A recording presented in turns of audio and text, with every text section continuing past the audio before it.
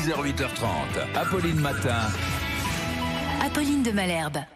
RMC 6h41, peut-être une alternative au confinement d'un bloc pendant des semaines, parfois des mois. On l'a quand même vécu. C'est une étude que nous souhaitions évoquer ce matin avec vous sur RMC, reprise notamment dans la revue Nature Communication. L'idée donc d'un confinement alterné. Bonjour Nava Schulman, vous êtes docteur en physique, co-auteur de cette étude. Merci de répondre à mes questions ce matin. D'abord, un confinement alterné, concrètement, ça veut dire quoi ? Alors bonjour. Oui, alors un confinement alterné, ça veut dire qu'on divise la population en deux groupes. Ouais. Appelons-le groupe rouge et groupe bleu. La semaine 1, le groupe bleu est actif et le rouge est confiné. Et la deuxième semaine, on alterne. Et comme ça, on continue.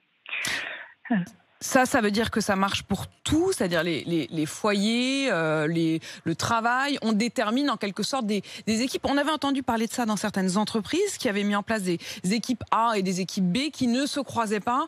Et donc, il y en avait toujours une des deux qui n'était pas infectée en quelque sorte. Tout à fait. C'est la même idée, sauf que si ça se généralise et c'est fait par foyer, à l'échelle d'une ville ou encore mieux d'un pays, cette méthode est très très efficace sur le plan sanitaire et a des grands avantages sur le plan économique et social. Ça veut dire que ça continue en fait. L'activité du pays n'est pas stoppée net et on peut continuer à travailler. Vous êtes docteur en physique, vous avez modélisé en quelque sorte cette option d'un confinement alterné. Elle a les mêmes résultats du point de vue sanitaire qu'un confinement total ? Elle est comparable à un confinement à environ 75 à 80%, ce qui est de toute façon le cas dans ce qu'on appelle un confinement total. Parce qu'il y aurait toujours les travailleurs très essentiels, même si on fait un confinement très strict, il y aura toujours à peu près 20% de la population qui va quand même travailler. Du coup, de cette façon, on permet à l'ensemble des travailleurs de continuer une activité de 50% et minimum 50%, parce que dans la pratique, ça sera beaucoup plus. On a beaucoup de gens qui peuvent travailler partiellement à domicile, même si pas tout le travail peut se faire à domicile, il y a toujours des parties, peu importe le métier, qui peuvent se faire. Et il suffit de s'organiser de cette manière pour que l'activité soit de beaucoup plus de 50%. Est-ce que ça veut dire, Nava Schulman, que dans ce modèle de circulation alternée, en quelque sorte, de garde alternée, de sortie alternée, puisque c'est tout cela que l'on retrouve au fond, est-ce que ça veut dire qu'une semaine sur deux, on pourrait vivre quasi normalement ? Est-ce que ça veut dire que dans votre schéma, les restaurants, les cafés resteraient ouverts, par exemple ? Oui, ça veut dire... ça va dépendre très, bien sûr, ça doit être adapté au terrain. Dans une région qui est très très touchée, on va quand même faire plus attention.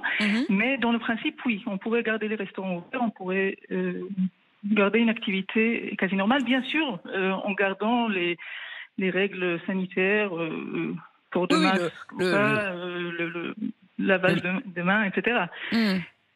Cette étude, Nava Schulman, est-ce que vous avez pu déjà commencer à en discuter avec également des politiques ? Est-ce que vous savez si le modèle qu'avec d'autres chercheurs vous avez proposé, vous avez mis en place, pourrait en effet être utilisé ? Alors, tout à fait. Pendant la première vague déjà, on a été contacté par une quinzaine de pays et il y a beaucoup de politiciens qui se sont intéressés à cette méthode. Il y a eu des longues discussions. Sur le plan national, il n'y a aucun pays qui a finalement relevé le défi. Il faut dire que c'est une méthode qui n'est pas standard. Elle est originale. Il faut